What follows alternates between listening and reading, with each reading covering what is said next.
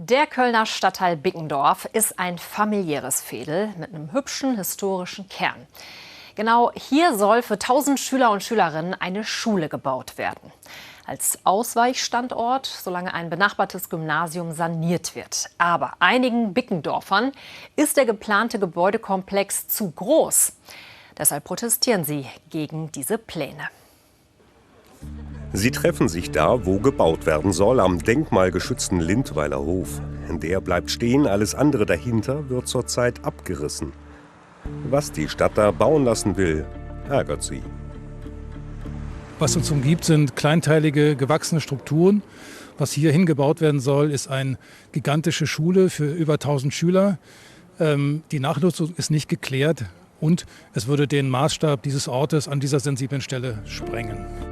Auf dem Gelände stand früher eine Förderschule, nicht mehr nutzbar nach dem Hochwasser 2021. Eine Gelegenheit für die Stadt. Abriss, Neubau, Ersatz für die nötige Sanierung des Montessori-Gymnasiums in der Nähe. Die Stadt schreibt dazu: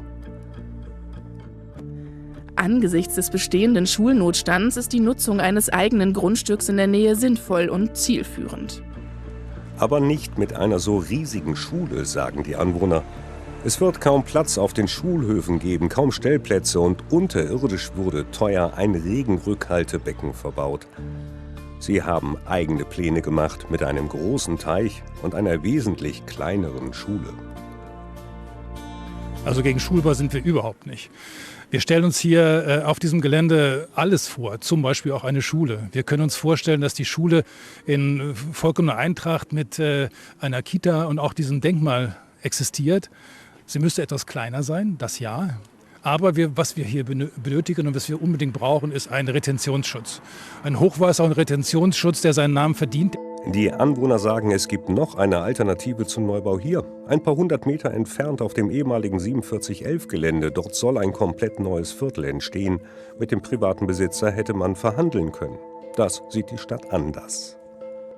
Der Prozess zur Schaffung von Baurecht erfordert erheblichen zeitlichen Vorlauf, sodass die Fertigstellung der Schule nicht zeitgerecht erfolgen würde.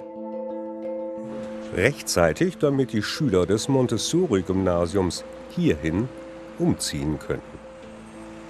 Aber dass mir ein über 2,5 Mal so großes Grundstück des Monte-Gymnasiums dann hernimmt, um dann ein Interim hier auf einer wesentlich kleineren Fläche zu bauen, das ist schon krass.